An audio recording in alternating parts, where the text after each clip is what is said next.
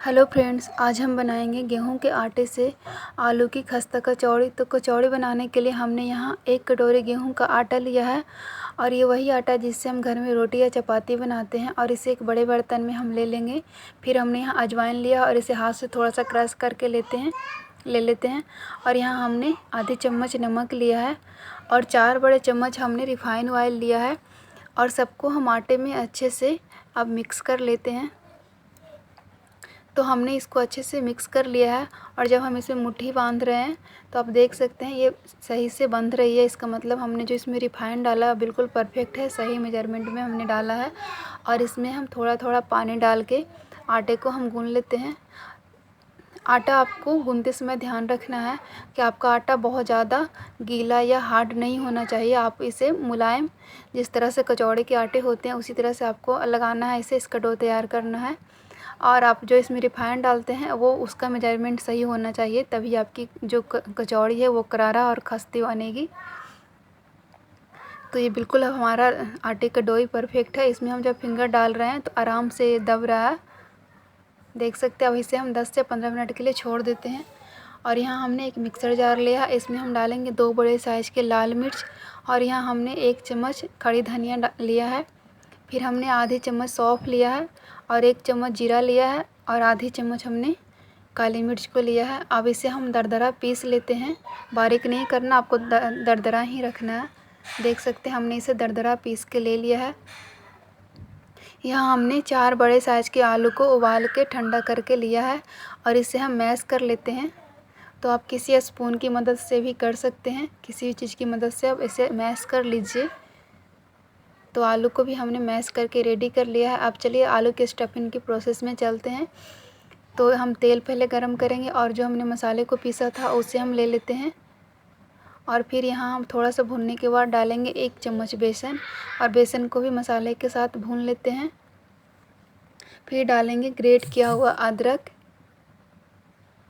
और अदरक जब हम थोड़ी सी भून लेंगे तो हम यहाँ डालेंगे 2 से 3 कटी हुई हरी मिर्च। और हरी मिर्च को भी हम सभी मसाले के साथ भूनेंगे।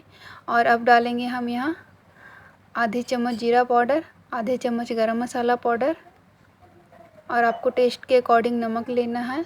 और फिर आधी चम्मच हम हल्दी पाउडर लेंगे। अब सबको हम अच्छे से मिक्स करके भूनेंगे।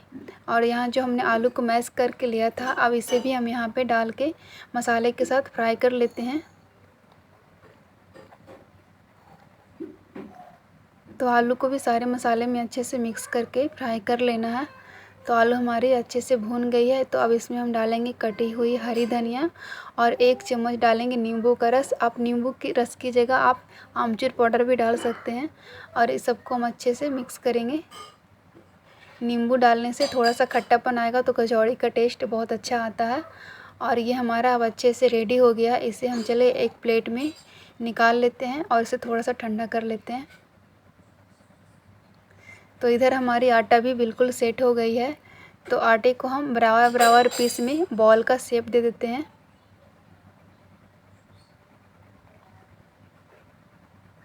ये देखिए हमने सबको इसी तरह से बराबर बराबर आपको काट लेना है बॉल के शेप में।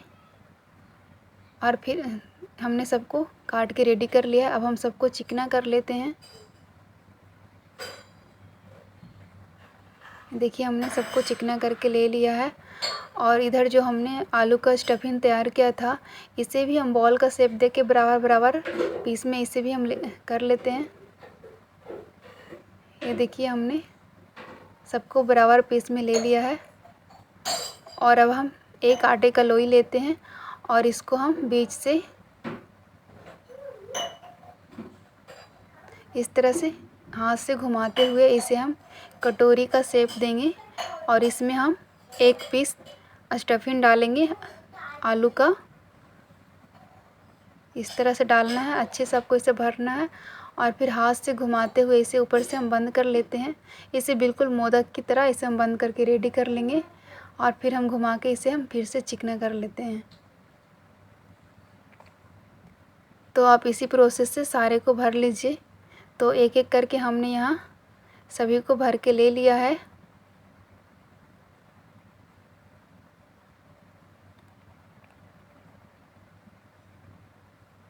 ये देखिए सबको इसी तरह से आपको भरना है।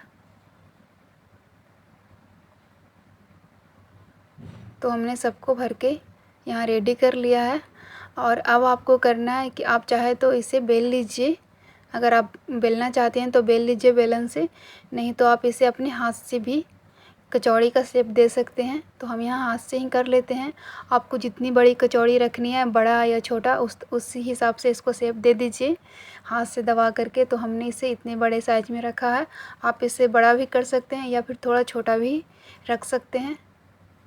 अब इसको हम तलने के लिए यहाँ तेल को गर्म कर लेते हैं। तो तेल हमारी गर्म हो गई है। अब यहाँ एक एक करके हम कचौड़ियों को यहाँ पर तलेंगे।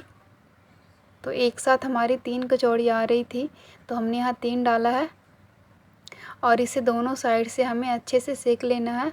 तो आप इसे मीडियम फ्लेम पे रख के कचौड़ी को तल लें और पलट के इसे दोनों साइड से आपको सेकना है, ये अच्छी तरीके से सीख जाए।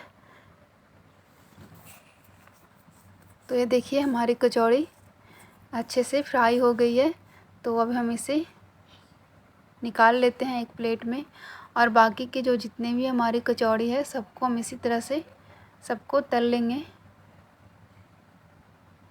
ये देखिए हमने सभी को रेडी कर लिया है इसी तरह से तल के।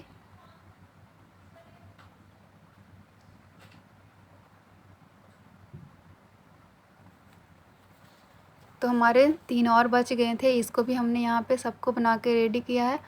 तो अब हमारी कचौड़ी बिल्कुल रेडी है और ये बिल्कुल खस्ता और करारी बनी है। आप इसे सुबह के नाश्ते में बनाइए, शाम में बनाइए, ये बहुत टेस्टी लगती है खाने में। तो आपको ये मेरी वीडियो पसंद आई होगी तो प्लीज़ मेरे वीडियो को लाइक ज़रूर कीजिएगा, मेरे चैनल को सब्सक्राइब कीजिएगा और मुझे सपोर्ट कीजिए। तो आप इसे चटनी या सब्ज़ी के साथ एंजॉय कीजिए, ये बहुत ही ज़्यादा टेस्टी होती है, सबको पसंद आती है आलू की कचौड़ी।